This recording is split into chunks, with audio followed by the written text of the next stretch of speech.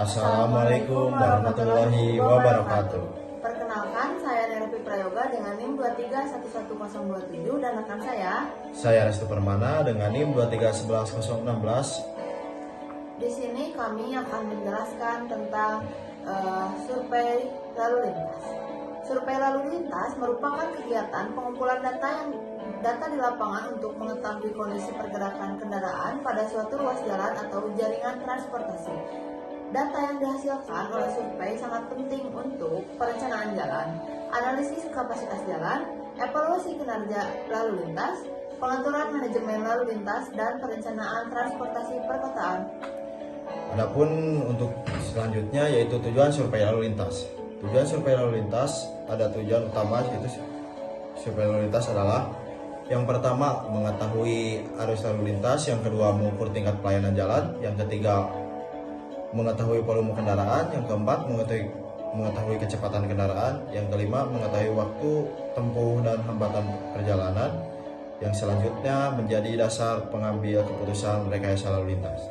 Nah, adapun pengertian survei kecepatan. Survei kecepatan adalah survei yang dilakukan untuk mengetahui kecepatan kendaraan pada ruas jalan tertentu dalam kondisi lalu lintas yang ada.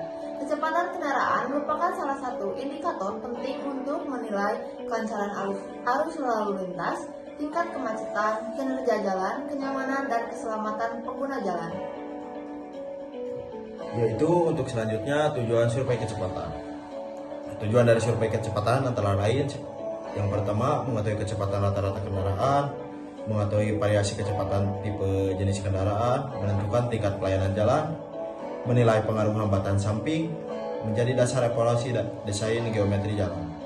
Nah, jenis kecepatan dalam lalu lintas, dalam analisis lalu lintas, kecepatan dibedakan menjadi 3, yaitu kecepatan sesaat atau spot speed, yaitu kecepatan kendaraan pada titik tertentu. Yang kedua, kecepatan perjalanan atau triple speed, jarak dibagi waktu tempuh total. Nah, yang ketiga ataupun yang terakhir, kecepatan bergerak atau running speed, jarak dibagi waktu kendaraan saat bergerak saja. Selanjutnya ada metode survei kecepatan. Beberapa metode yang digunakan, yang pertama metode waktu tempuh, yang kedua metode spot speed, yang ketiga menggunakan stopwatch, yang keempat menggunakan radar gun atau speed gun, yang kelima menggunakan video recording, yang keenam menggunakan GPS. Metode dipilih sesuai kebutuhan survei dan kondisi lapangan. Nah, adapun langkah-langkah pelaksanaan survei kecepatan. Langkah pelaksanaannya ada 7, yaitu yang pertama menentukan lokasi survei, yang kedua menentukan waktu survei, yang ketiga menyiapkan alat survei, yang keempat mengamati kendaraan yang melintas, yang kelima mencatat waktu atau kecepatan kendaraan, yang keenam mengelompokkan data berdasarkan jenis kendaraan, dan yang terakhir mengolah data kecepatan rata-rata. Adapun untuk rumus dasar kecepatan adalah V sama dengan S dibagi T, keterangan P sama dengan kecepatan dalam satuan kilometer per jam ataupun meter per detik. Adapun S yaitu jarak tempuh atau T, waktu tempuh. Kecepatan rata-rata diperoleh dari hasil pengolahan beberapa kendaraan yang diamati. Lalu ada manfaat hasil survei kecepatan, yaitu manfaat hasil survei kecepatan digunakan untuk analisis kinerja ruas jalan, penentuan batas kecepatan, evaluasi kemacetan, dasar perbaikan manajemen lalu lintas, dan perencanaan pelebaran jalan atau perubahan geometrik. Untuk selanjutnya, survei volume lalu lintas. Survei volume lalu lintas adalah survei yang dilakukan untuk mengetahui jumlah kendaraan yang melewati suatu titik atau ruas jalan dalam periode waktu tertentu. Volume lalu lintas menunjukkan besarnya arus kendaraan pada jalan tersebut. Lalu, adapun tujuan survei volume lalu lintas. Tujuan survei volume lalu lintas antara lain untuk mengetahui jumlah kendaraan yang melintas, mengetahui komposisi kendaraan, menentukan kapasitas jalan, menilai tingkat kepadatan lalu lintas, dan menjadi dasar perencanaan dan peraturan lalu lintas. Untuk selanjutnya yaitu klasifikasi kendaraan. Dalam survei volume lalu lintas, kendaraan biasanya dibagi menjadi 7, yaitu yang pertama sepeda motor, yang kedua mobil penumpang, yang ketiga pick up atau kendaraan ringan, yang keempat bus, yang kelima truk ringan, yang keenam truk berat, dan yang terakhir kendaraan tidak bermotor jika diperlukan.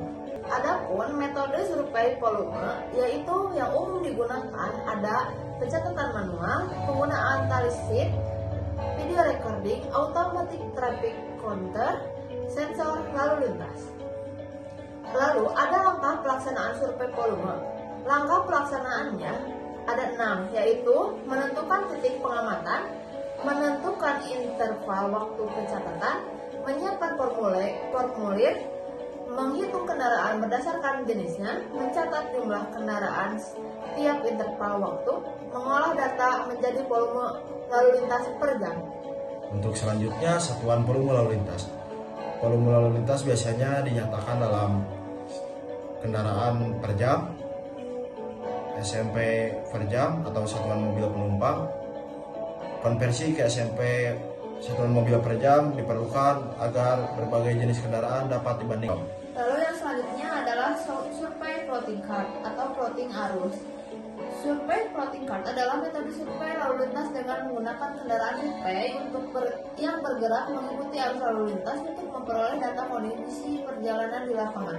Metode ini digunakan untuk mengetahui kondisi arus lalu lintas secara langsung. Tujuan survei floating card yaitu mengetahui waktu tempuh perjalanan, mengetahui kecepatan rata-rata perjalanan, mengetahui waktu tundaan, mengetahui hambatan di perjalanan, dan mengetahui kondisi arus lalu lintas di ruas jalan tertentu. Prinsip metode floating card yaitu prinsip dasar metode ini adalah kendaraan survei dijalankan mengikuti arus lalu lintas normal. Yang kedua, posisi kendaraan dibuat mengambang di antara kendaraan lain. Yang ketiga, tidak terlalu cepat dan tidak terlalu lambat. Yang terakhir, kendaraan survei harus mewakili kondisi arus lalu lintas sebenarnya. Data yang dikumpulkan dari floating card yaitu waktu tempuh total, waktu berhenti atau tundaan, kecepatan perjalanan, jumlah kendaraan yang menyalip, jumlah kendaraan yang disalip, kondisi hambatan di sepanjang jalan. Peralatan survei floating card yaitu kendaraan survei, stopwatch, formulir pencatatan, GPS atau aplikasi navigasi, kamera atau video, peta atau rute survei. Langkah pelaksanaan floating card yaitu yang pertama menentukan ruas jalan survei, menentukan waktu survei, menyiapkan kendaraan dan petugas, mengendarai kendaraan mengikuti arus lalu lintas, dan yang terakhir mencatat waktu tempuh dan tundaan. Kelebihan metode floating card yaitu dapat menggambarkan kondisi perjalanan nyata, mudah dilakukan, biaya relatif murah, cocok untuk analisis waktu tempuh dan tundaan. Yang terakhir, efektif untuk ruas jalan perkotaan. Baik, yang selanjutnya hubungan antara kecepatan, volume, dan arus, hubungan antara survei. Ketiga survei ini saling berkaitan dalam analisis lalu lintas. Survei volume mengetahui jumlah kendaraan. Lalu survei kecepatan mengetahui lajur kendaraan. Dan survei floating card mengetahui kondisi perjalanan nyata. Dengan menggabungkan ketiganya, analisis lalu lintas menjadi lebih lengkap dan akurat. Untuk penerapan di bidang teknik sipil, yaitu data hasil survei digunakan untuk perencanaan kapasitas jalan, analisis tingkat pelayanan jalan, evaluasi kemacetan, pengaturan simpang, perencanaan jalan baru, dan rekayasa lalu lintas perkotaan. Nah, jadi kesimpulannya, berdasarkan pembahasan dapat disimpulkan bahwa survei kecepatan digunakan untuk mengetahui laju kendaraan, survei volume lalu lintas digunakan untuk mengetahui jumlah kendaraan, lalu survei floating card digunakan untuk mengetahui kondisi perjalanan nyata di lapangan. Ketiga survei tersebut sangat penting dalam perencanaan, evaluasi, dan pengolahan sistem transportasi.